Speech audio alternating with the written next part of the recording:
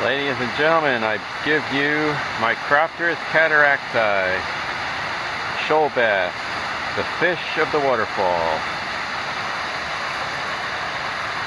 And obviously, it is not common to be catching bass in the middle of waterfalls like this.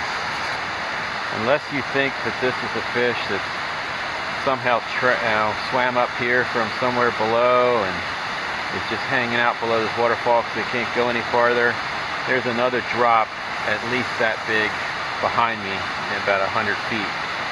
These fish swim through these areas with incredible ease. They're a lot more like salmon than they are like bass. Just an incredible animal. We'll talk a little bit more about that in a minute when we get upstream of this area. Talk about a telemetry study we did on this very creek. But what a beautiful fish. And I mean, can you believe you're fishing for bass with that in the background? Unbelievable. Unbelievable. Fish of the waterfall. Nothing like it. Another shoal bass below this waterfall. This is the 7th one I've caught now. This one, notice this one's got a lot of less distinct markings, a little more muted. It's got that color in the anal fin that a lot of fish of this size tend to have. But it's like a goldish color that matches their background. But you don't see as many blotches, although you see them on the tail, and you still see that tail spot. It's pretty obvious. But yeah, just like smallmouth bass, shoal bass don't always show the barring really strong, and sometimes, especially if the water's muddy, they don't show it at all. But yeah, this is just another. I haven't been catching anything big, although I had about a 2 or 2.5 pounder follow my bait up and try to eat it at my feet. That didn't go well for me.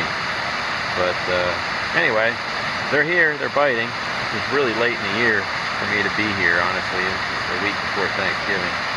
And I think the bite in this part of the creek is better in spring and summer and early fall than it is now.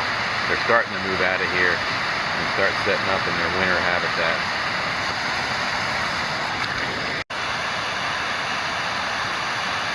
So this is the second of 3 waterfalls in a row.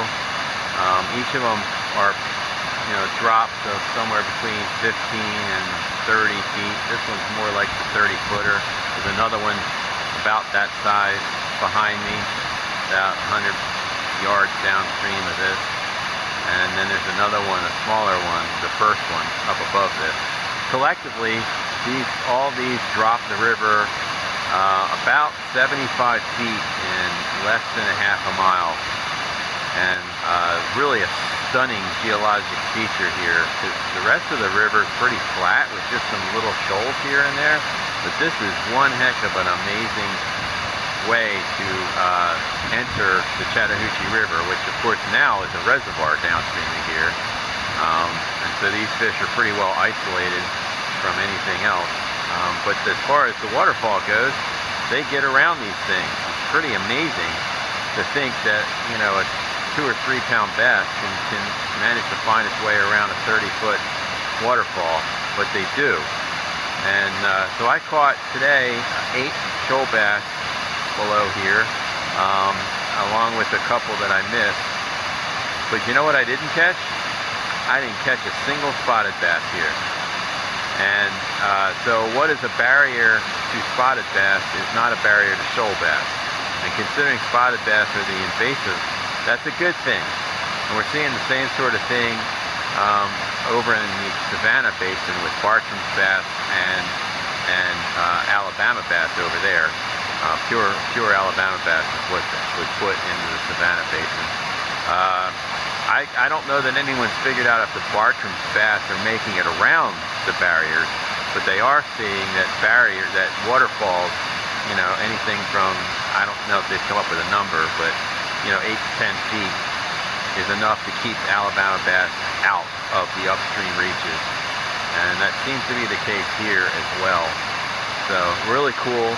What an amazing place to bass fish. It's really hard to imagine that you're fishing for bass in the middle of a 70, 75 foot elevation drop with all these waterfalls and fast rapids.